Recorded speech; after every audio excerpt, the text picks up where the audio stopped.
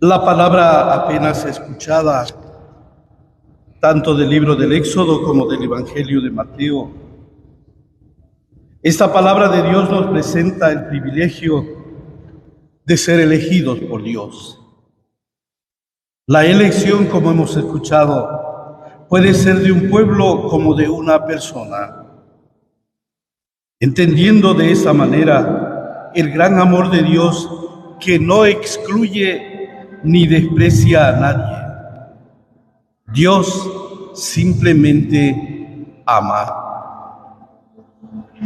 Por otra parte, se recuerda que el pueblo de Israel fue liberado de la esclavitud de Egipto y en su marcha por el desierto hacia la tierra prometida, acampa para descansar en las riberas del Mar Rojo y la montaña del Sinaí.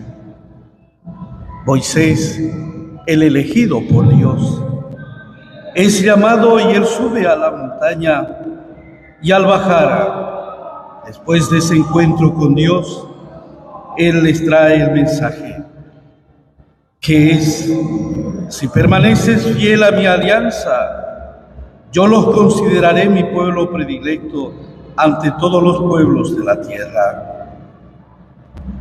La respuesta del pueblo liberado del sufrimiento fue pronta, y esa respuesta fue convencida cuando todos proclamaron diciendo: haremos todo lo que ha ordenado el Señor. Queridos, Dios, por medio de su elegido Moisés, hace de esta manera una alianza con el pueblo de Israel. Es bueno recordar que Dios hace una alianza, no una promesa, sino que es el Dios que habla directamente cuando les dice: si cumplen y si permaneces fiel a mi alianza, serás mi propiedad personal entre todos los pueblos. La condición para ser propiedad personal de ese Dios que nos ha liberado de Egipto es, una de ellas, la obediencia a la voluntad de Dios, pero sobre todo un elemento importante es el de la fidelidad para ser una nación santa. Obediencia y fidelidad van muy unidos, y es la condición que en diversos lugares el mismo Dios recordará. La alianza entre el pueblo liberado y Dios no es compromiso que se firma una vez para siempre, sino que la alianza debe renovarse en el futuro y en el día a día con fidelidad. Israel, por tanto, se convierte en el pueblo preferido por Dios y por eso es una nación consagrada a Dios. Dios, como sabemos, es quien elige. Él es el que toma la iniciativa de manera gratuita, no condiciona.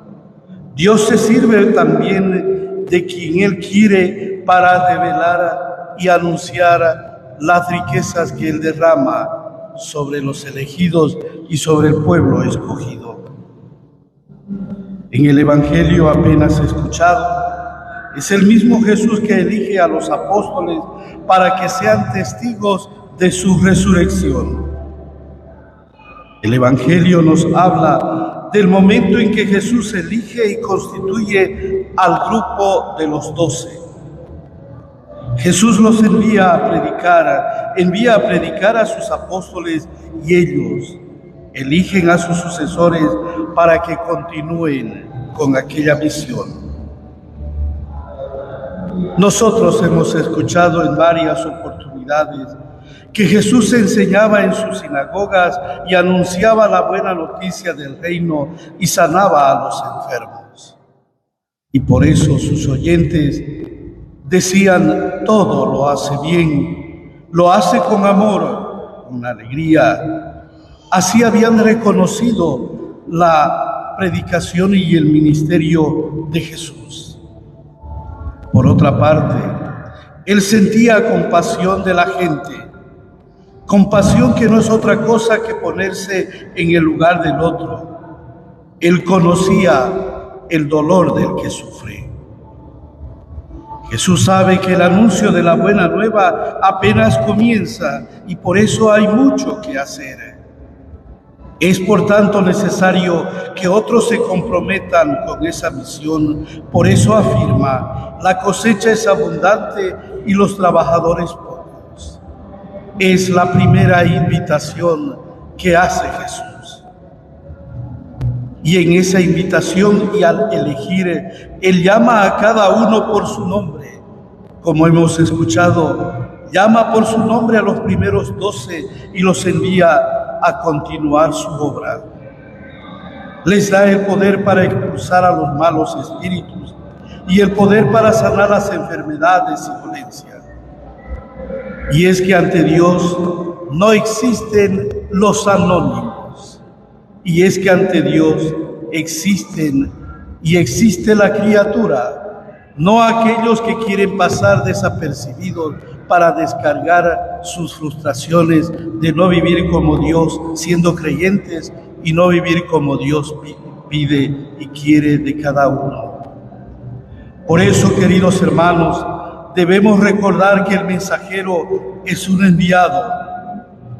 No va por su propia cuenta, sino que su misión se debe al que lo eligió y al que lo envía.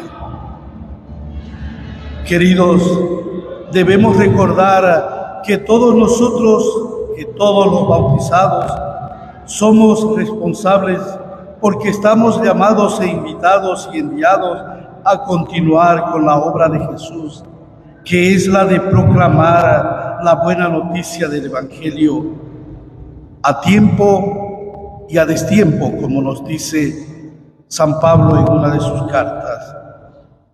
Proclamar la buena noticia aún en tiempos difíciles como los que nos toca vivir en estos días. Tiempos difíciles con los insultos, descalificaciones y también desprecio. Como Iglesia de Dios debemos estar firmes y saber que los problemas adversos de este tiempo no nos deben desanimar en nuestra fe. No deben disminuir nuestra fe, como seguramente algunos quisieran que fuera así. No debe desanimarnos, como seguramente algunos quisieran vernos, sino que debemos orar y pedir y tener los ánimos y tener los mismos sentimientos del Maestro para no perder el entusiasmo, la pasión, el amor y la alegría por el anuncio del Evangelio de la vida. Todos nosotros sabemos, el Maestro sembró la semilla del Evangelio en nuestras vidas desde el bautismo. Por tanto, ella debe hacer crecer y producir buenos frutos. Eso será posible si todos nos comprometemos para que el Evangelio de la salvación se haga realidad. El Evangelio no es responsabilidad solamente de algunos, sino de todos aquellos que un día recibimos el bautismo.